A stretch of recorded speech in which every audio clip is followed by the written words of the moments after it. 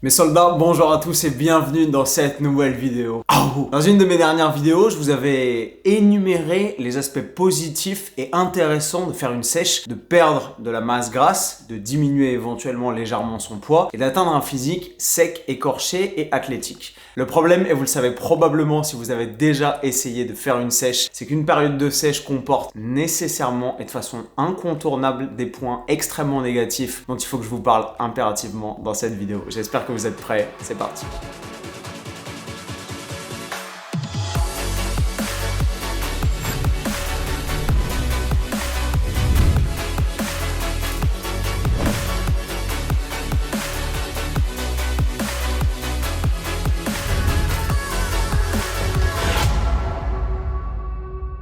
Alors pour ceux qui ne seraient pas au courant, même si je le répète dans toutes mes vidéos depuis à peu près 2 mois, mais tous les ans il y en a qui débarquent après la date et qui me disent « Antoine, c'est quand les prochaines inscriptions pour la formation Bayesian ?» Nous avons au cœur de notre formation Bayesian France un chapitre dédié sur chacune des modifications de votre alimentation, que ce soit la sèche, la prise de masse. On a un chapitre entier sur l'énergie, on a des vidéos explicatives sur l'ensemble des techniques optimales pour mener à bien une transformation physique de A à Z, pour mener à bien une sèche, pour mener à bien une prise de masse, pour optimiser votre rapport énergétique en fonction de tout un tas de facteurs propres à votre mode de vie, à vos constantes de santé et à vos objectifs. Si cela vous intéresse, la 7e promotion de notre formation Bayesian a d'ores et déjà commencé. On a fait la pré-rentrée vendredi dernier et les cours commencent ce vendredi. Si vous voulez nous rejoindre, il nous reste encore quelques places. Le lien est juste en dessous dans la description. Vendredi, les cours démarrent et là, il sera définitivement trop tard. Votre dernière chance d'être diplômé Bayesian France sera donc pas avant juin 2023 puisque nous n'organisons plus qu'une seule promotion par an. Passons maintenant, si vous le voulez bien, à l'ensemble des points négatifs d'une sèche. Donc oui, une sèche, c'est génial. Pourquoi? Parce que ça va vous permettre d'arriver à révéler votre physique, votre masse musculaire. Tout ça, on en a déjà parlé en long, en large et en travers, en détail dans une de mes précédentes vidéos que je vous mettrai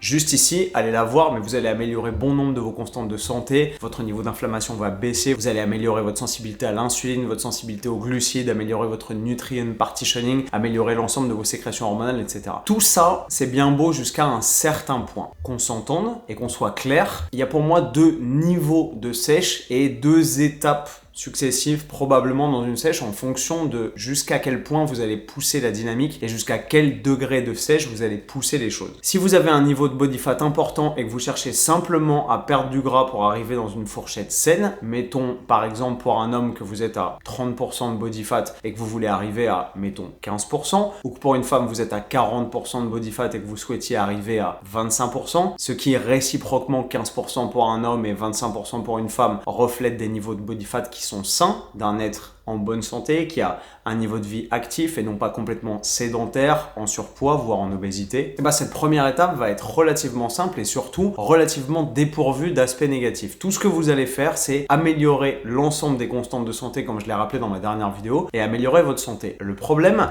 et l'enfer de la sèche que j'ai envie de vous décrire dans cette vidéo arrive à partir du moment où vous commencez à amener votre corps en dessous d'un niveau de stockage de masse grasse qui est sain, qui est naturel pour lui, et que vous commencez à pousser la machine dans ses derniers retranchements au-delà de ses limites physiologiques classiques, et que vous allez demander à votre corps de fonctionner sous un niveau de body fat qui est optimal pour lui. Alors ce niveau minimal de body fat optimal, il est différent pour tout le monde. Il y a des hommes qui peuvent rester littéralement à l'année autour des 10%, parfois moins 9% de masse grasse, même si c'est relativement rare, mais ça existe. Il y a certains autres hommes, par exemple, pour ne parler que des hommes, qui eux fonctionnent de façon beaucoup plus optimale, aux alentours de peut-être 13-14%. Pour les femmes, généralement, il va falloir rajouter à ces pourcentages 10,8%, puisque c'est la différence physiologique naturelle de stockage de body fat entre un homme et une femme qui auraient visuellement le même niveau de stockage graisseux. Il y a 5 ans, au tout début de ma chaîne YouTube, j'avais fait une vidéo sur la dure réalité de la perte de poids et elle permettait aux gens de prendre conscience de ce que ça allait demander en termes de changement de dynamique de vie, en termes de changement psychologique, de perdre du poids. La vidéo, si vous l'avez pas vue, vues, a été une des vidéos les plus vues de ma chaîne et elle est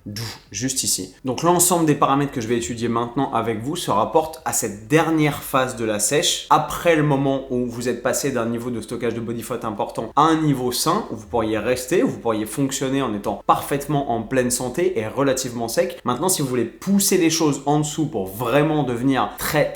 sec et passer d'un niveau où vous êtes athlétique à un niveau où vous êtes potentiellement déchiré, écorché, ou peut-être vous allez pouvoir vous présenter sur une scène de bodybuilding ou une compétition de fitness, si c'est votre objectif final, là se trouve le niveau qui différencie le niveau sain du niveau extrême. Là se trouve peut-être la différence entre la santé optimale et la passion du sport de haut niveau, et là se trouve la différence qui va vous poser très probablement quelques soucis en termes de santé, comme on va le voir à l'étude de ces différents paramètres.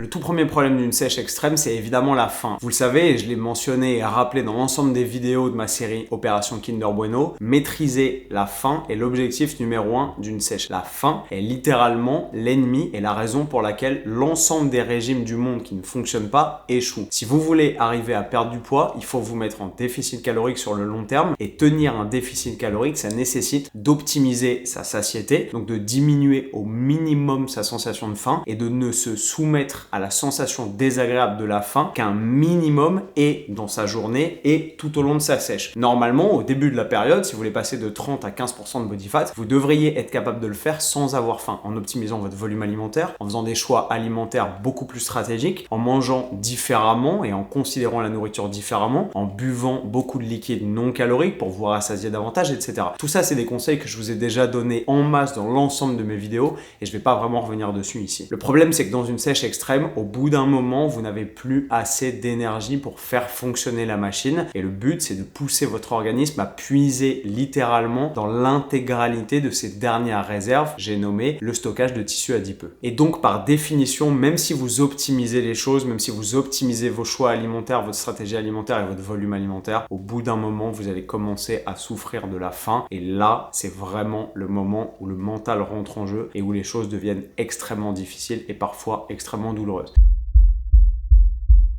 Le deuxième point sur lequel je veux attirer votre attention, c'est cette obsession pour la nourriture qui risque de se développer au cours ou éventuellement à la fin d'une sèche relativement extrême. Vous allez, par conséquent, puisque quand l'être humain est privé d'une chose, c'est généralement la chose à laquelle il vient à penser le plus. Malheureusement, quand on est en sèche et en déficit calorique drastique pendant longtemps, la seule chose à laquelle on finit par penser, c'est la bouffe. Et rien que ça, psychologiquement, c'est pas sain pour la bonne et simple raison que vous allez probablement en venir à développer une espèce d'obsession pour la nourriture et à avoir des comportements bizarres, genre mater des pages Instagram avec de la bouffe, avec des burgers, avec de la food porn, peut-être faire des listes, des restaurants ou des trucs que vous avez envie de manger à la fin de votre sèche. Et ça, c'est très dangereux parce que ça crée une espèce de date après laquelle vous allez pouvoir vous dire « Ah bah c'est bon, j'ai fait ma sèche, j'ai atteint mes résultats. Il y a là, on est parti, je peux tout éclater. » Et ça, attention, si vous avez déjà fait une sèche, vous savez exactement de quoi je parle et c'est la plus grosse connerie à faire évidemment après une sèche, mais on va y revenir.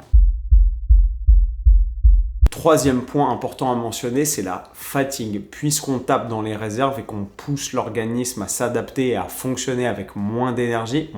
chimique, moins d'énergie alimentaire, on finit par avoir moins d'énergie au quotidien pour faire les choses. Alors, il n'y a pas une vraie corrélation entre l'apport énergétique chimique alimentaire et l'énergie qu'on peut avoir dans la journée. Ça, on l'explique évidemment très bien dans le cadre de notre formation bayésienne. Et si vous l'avez suivi, vous savez exactement de quoi je parle. Je vous renvoie au fameux chapitre sur l'énergie, qui est un des chapitres les plus passionnants de la formation. En règle générale, les gens qui ne connaissent rien à la nutrition ont tendance à penser que l'énergie dont ils peuvent disposer au cours de la journée et le degré de motivation qu'ils ont correspond directement à l'énergie qu'ils ingurgitent. C'est-à-dire, oh, je vais manger des pâtes pour me donner des forces et avoir envie de faire des choses. Non. Dans les recherches, on constate que les restrictions caloriques inconscientes, quand on soumet des gens, par exemple, à un déficit calorique quasiment total sans le leur dire, comment on fait? Tout simplement, on leur fait manger des plats qui ont l'apparence de plats normaux, ils ont l'impression de consommer des calories et en fait, il n'y a strictement rien dans les rations qu'on leur donne. Ils peuvent fonctionner pendant jusqu'à 48 heures à plein régime sans ressentir aucune baisse de performance, aucun niveau de fatigue, aucune baisse de motivation et aucune sensation de faim. Après, les choses se dégradent forcément un petit peu parce qu'il n'y a plus rien dans le système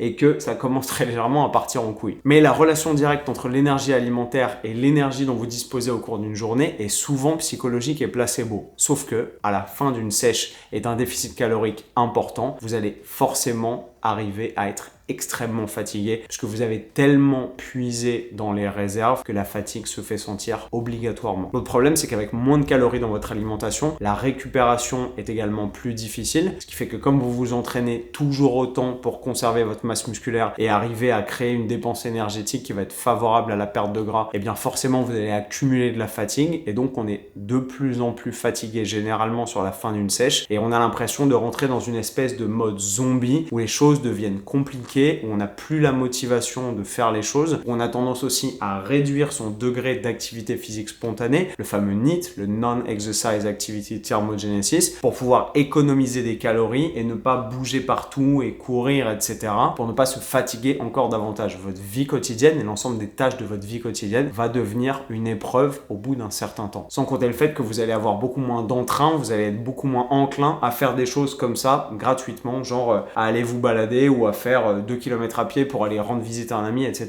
Vous allez vous rendre compte que vous avez vite la flemme de faire beaucoup de choses parce que le simple fait de respecter votre plan alimentaire et de vous entraîner et d'encaisser chaque journée les unes après les autres pour continuer à perdre du gras est déjà une épreuve relativement douloureuse. Qui m'amène à mon quatrième point, c'est le point de la vie sociale. Quand on pousse une sèche jusqu'à ses derniers retranchements pour afficher le physique le plus sec et écorché possible, forcément, on est obligé de minimiser sa fatigue en faisant pas de conneries avec son mode de vie. On est obligé d'essayer de dormir le plus possible pour récupérer le plus possible et encaisser le plus possible le déficit calorique. Et donc, comme en plus on est extrêmement fatigué au cours de ces journées, on n'a pas tellement de temps disponible pour pouvoir sortir, aller faire des restos de façon super spontanée comme ça au pied levé, aller à des soirées et rentrer à 3h du mat, etc. Ça, plus vous allez avancer dans une sèche, plus vous allez vous rendre compte qu'il faut forcément et impérativement tirer des traits sur l'ensemble de ces petits moments de vie faciles et spontanés qu'on peut avoir quand on a une alimentation normale et qu'on fonctionne en maintien énergétique. Quand vous êtes en déficit énergétique poussé, non seulement vous avez plus l'énergie, mais surtout vous avez littéralement plus le temps de faire ces choses qui font le sel de la vie parce que vos journées sont prises à faire autre chose. Qui dit sèche dit faire moins de restaurants parce que forcément la ration alimentaire au restaurant est beaucoup plus importante. Un plat au restaurant, c'est en moyenne minimum 7 à 800 calories. Donc si vous fonctionnez de façon optimale à, je sais pas, 2000 calories si vous êtes un homme en sèche ou si vous êtes une nana que vous êtes obligé de descendre à peut-être 1300, 1400 calories, et ben manger au restaurant ça devient extrêmement compliqué, voire impossible au bout d'un moment, tout simplement parce que les rations sont trop copieuses et surtout, si vous faites un plat à 800 calories au restaurant, il n'y aura jamais 60% de votre apport en protéines de la journée et ce sera absolument pas rassasiant. Donc même si vous êtes capable d'intégrer un repas au restaurant avec des amis dans votre journée de sèche, ça veut dire que comme vous n'allez pas optimiser votre volume alimentaire sur le moment, vous allez avoir extrêmement faim. Comme vous n'allez pas consommer l'ensemble de vos protéines, le reste de votre journée, ça va être quasiment que des protéines et ce sera pas du tout rassasiant parce que vous aurez même plus de calories pour consommer des fruits et des légumes et avoir suffisamment de volume et suffisamment de fibres. Donc ça devient extrêmement compliqué. Vous n'avez pas l'opportunité de faire beaucoup de sorties sociales. Évidemment, l'alcool et les calories qui vont avec, c'est totalement à proscrire parce que les calories liquides étant les moins rassasiantes au monde, vous pouvez pas vous permettre de picoler en étant en sèche. En plus, ça va diminuer encore votre récupération. Donc les sorties avec des amis dans des contextes sociaux où on boit et on mange, ça devient extrêmement compliqué. En cinquième point de cette vidéo, j'aimerais attirer votre attention sur l'aspect performance. Le problème d'une sèche, c'est qu'au fur et à mesure que votre apport énergétique va diminuer et que la fatigue va s'installer, vos performances à l'entraînement vont se mettre à en prendre un sacré coup. Pour pouvoir se développer, on le sait, et pour pouvoir faire du muscle, il faut des protéines, donc des acides aminés contenus dans les protéines, de l'eau et globalement un apport énergétique au moins de maintien ou légèrement en surplus énergétique pour permettre à la machine de fonctionner de façon optimale et à créer, à synthétiser de nouveaux tissus. Plongez votre organisme par conséquent dans un état anabolique qui va favoriser l'anabolisme et donc la création de nouveaux tissus et la prise de masse musculaire. Le problème dans le cas d'une sèche, vous l'avez compris, c'est qu'on est parfaitement dans le scénario inverse avec une diminution de l'apport énergétique progressive et programmée et que par conséquent, au bout d'un moment, vous arrivez dans une impasse où vous êtes obligé d'essayer de vous améliorer et de continuer à progresser sur l'ensemble de vos mouvements, notamment en musculation, et vous n'avez plus suffisamment d'énergie alimentaire et de calories pour pouvoir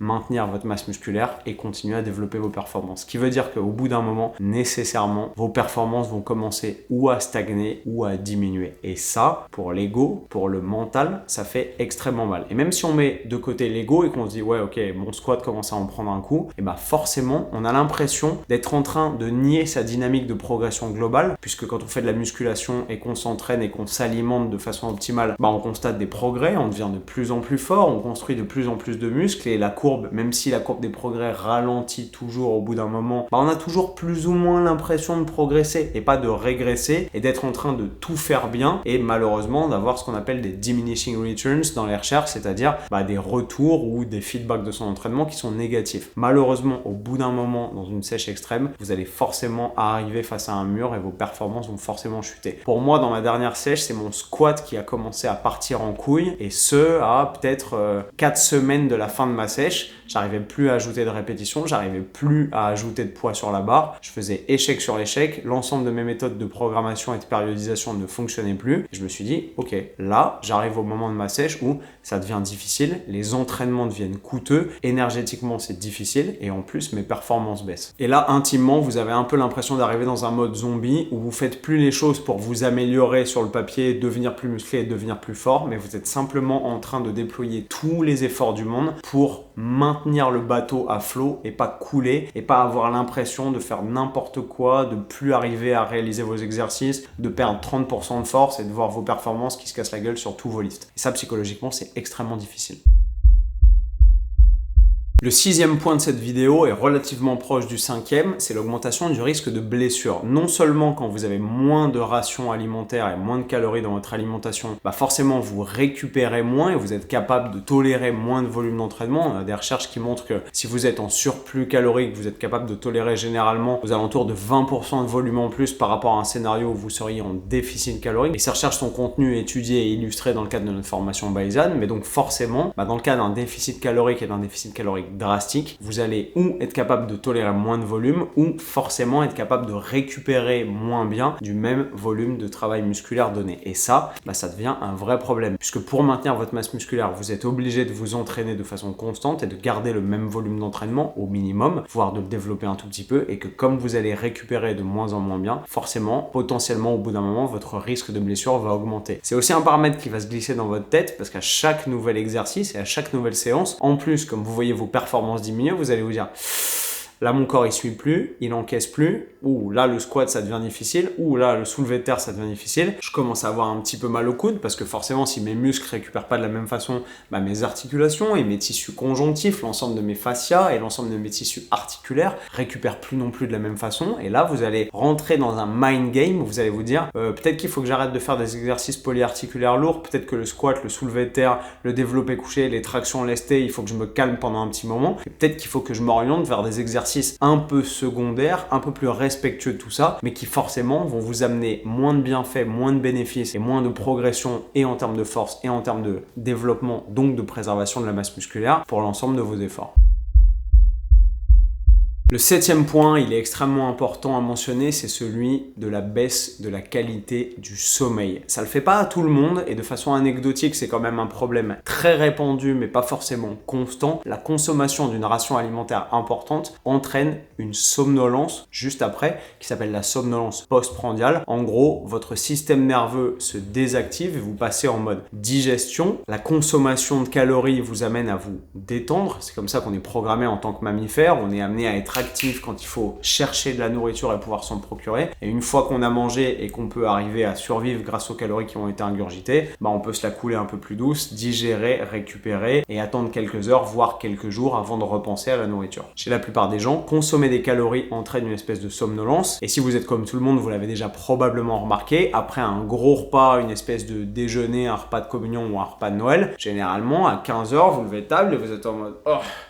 ok, j'irais bien faire une petite sieste ». Pourquoi? Parce qu'on est programmé comme ça et qu'en tant que mammifère, on est programmé pour pouvoir être plus apaisé et moins actif, moins alerte après une consommation de calories, surtout si elle est importante. Ce qui veut dire que dans le cas inverse ici, comme vos rations alimentaires diminuent de plus en plus et que vous êtes de moins en moins rassasié et que vous avez de moins en moins de calories, la qualité de votre sommeil, qui pouvait potentiellement être favorisée par un apport alimentaire, énergétique ou optimal ou légèrement en surplus, va forcément se dégrader et vos nuits vont devenir de plus en plus compliquées à mesure que vous allez pousser une sèche. Ce qui veut dire qu'à la fin d'une sèche, on dort moins bien, alors que paradoxalement, on aurait besoin de dormir mieux et plus pour encaisser la progression de la fatigue et l'ensemble de la diminution de la récupération, et que moins vous allez dormir, plus vous allez vous entraîner et moins vous allez manger, plus les choses vont être difficiles. De façon très anecdotique et personnelle, un point que j'ai remarqué, c'est que comme vous dormez pas de façon aussi profonde et que votre sommeil est plus aussi réparateur, vous êtes potentiellement apte à vous réveiller pour des raisons qui, avant ça, vous n'aurez pas réveillé normalement. Par exemple, moi, je me lève jamais la nuit en temps normal pour aller uriner et j'arrive normalement, parce que j'ai une très bonne hygiène de sommeil, à dormir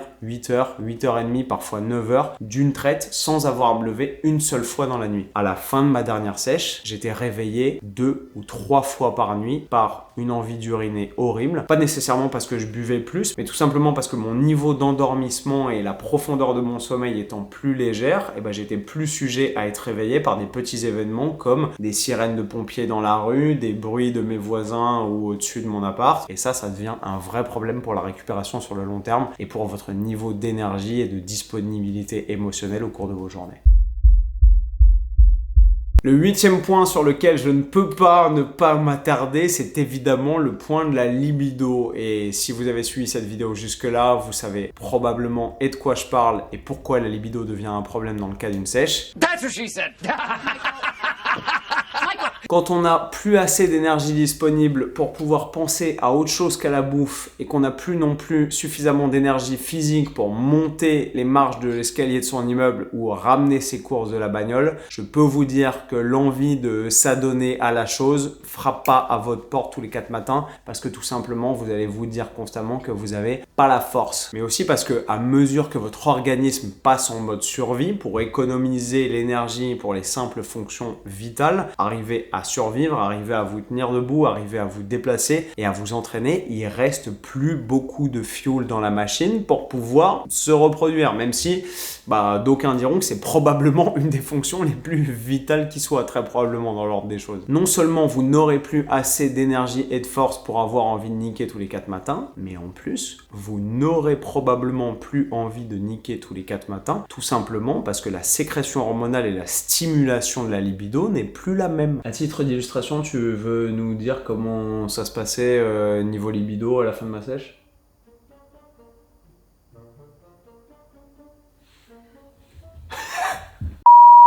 Si vous poussez une sèche suffisamment loin, tu pousses le bouchon un peu trop loin, Maurice. Et qu'évidemment vous êtes naturel, si vous êtes sous chimie, les choses sont un petit peu différentes, quoique sur ce plan, il y a de très fortes chances que vous ayez beaucoup moins envie d'avoir des rapports sexuels fréquents, réguliers et satisfaisants que dans le cas d'un maintien énergétique, voire d'un surplus énergétique. Donc clairement, si vous voulez faire boum boum de façon plus fréquente, une prise de masse est une option beaucoup plus intéressante qu'une sèche, voire qu'une sèche extrêmement poussée. De façon anecdotique,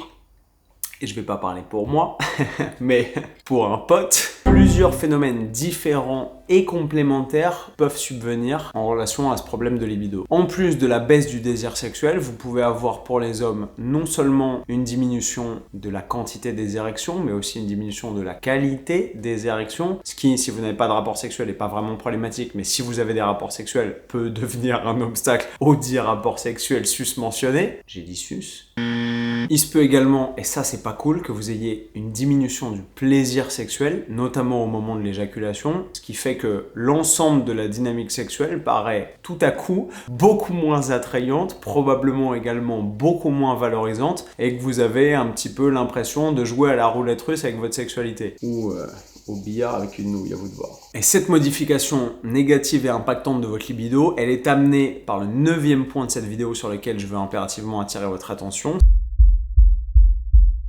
c'est la diminution normale et programmée et prévisible de la sécrétion des hormones et notamment des hormones anabolisantes. Pour pouvoir produire suffisamment et de façon optimale un niveau de testostérone notamment sain, si vous êtes un homme, et un niveau éventuellement, potentiellement de testostérone, mais également de facteurs de croissance, voire d'hormones œstrogéniques si vous êtes une femme, vous avez besoin d'avoir suffisamment de calories et notamment pour un athlète naturel, de consommer suffisamment de lipides et de consommer suffisamment de cholestérol. C'est la consommation de cholestérol qui va vous amener à synthétiser notamment les hormones stéroïdiennes et donc par conséquent les hormones anabolisantes comme la testostérone entre autres. Donc qui dit diminution progressive de l'apport calorique et donc forcément au bout d'un moment diminution de l'apport en lipides, dit diminution de la consommation et donc de l'absorption de cholestérol alimentaire et donc baisse des niveaux sériques d'hormones anaboliques. Ce qui veut dire que si vous êtes en fin de sèche, vous avez moins de testostérone que si vous êtes dans une période normale de maintien calorique ou que vous êtes en période de prise de masse et de surplus alimentaire. Ce qui veut dire que par conséquent, hormonalement, non seulement évidemment vous avez moins de libido, parce qu'on le sait, la baisse de la sécrétion de testostérone, entre autres,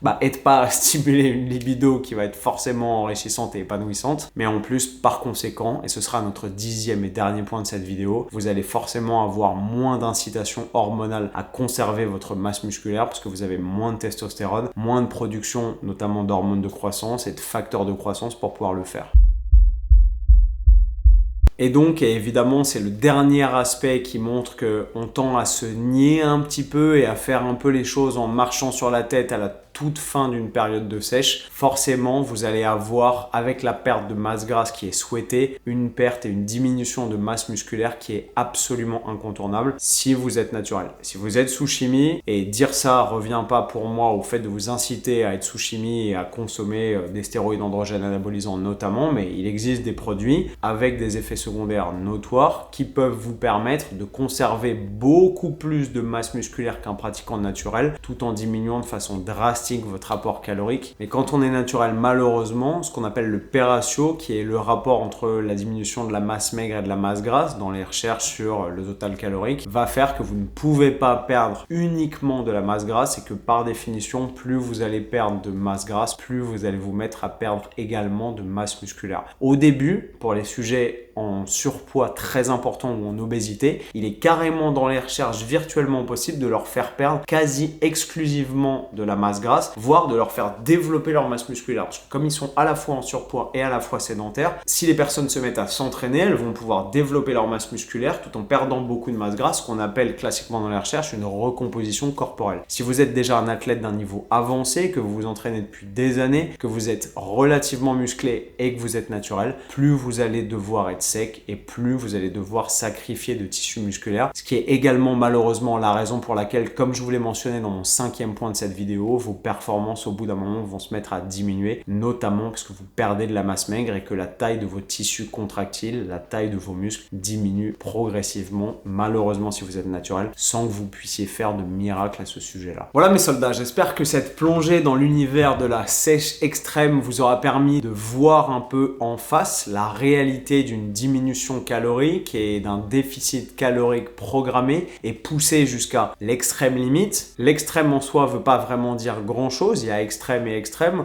Moi le plus bas que je sois descendu c'est 8,8% et déjà j'étais extrêmement sec par rapport à mon niveau de sèche habituel, même si j'ai une composition corporelle relativement sèche et athlétique à l'année. Il y a une psychologue du sport dont j'ai oublié le nom qui dit « Chaque sport de haut niveau s'inscrit dans la livre de chair ». Au bout d'un moment, pour arriver à faire de la performance dans un sport, quel qu'il soit, vous allez être obligé de le payer de votre personne. Et je pense que l'ensemble de l'étude de ces 10 points vous montre à quel point, si vous poussez une sèche au-delà de la limite du raisonnable ou du physiologiquement normal et tolérable, vous allez être obligé de sacrifier une partie de vous-même, que ce soit sur l'autel de votre bien-être, de votre vie sociale, de votre libido, de votre développement physique ou de vos performances. On n'a rien sans rien, ma pauvre Lucette, vous l'avez compris, mais au moins vous êtes prévenus. Et si vous voulez pousser une sèche de façon drastique, un de ces quatre, faites-le intelligemment, faites-le de façon optimale et comme ça, vous saurez à quoi vous attendre. Mes soldats, j'espère que vous avez kiffé cette vidéo. Si c'est le cas, comme d'habitude, éclatez-moi les pouces bleus juste en dessous et cliquez sur le putain de bouton rouge sur lequel il y a marqué s'abonner.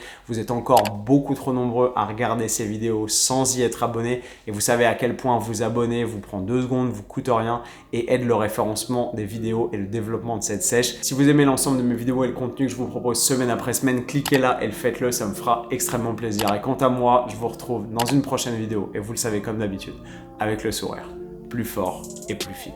Bam! Backlash written on me, card rubbing on a glass bowl, I've been balling. Free my ladies in the counter now, I'm already out. Already on the countdown, I'ma set it right.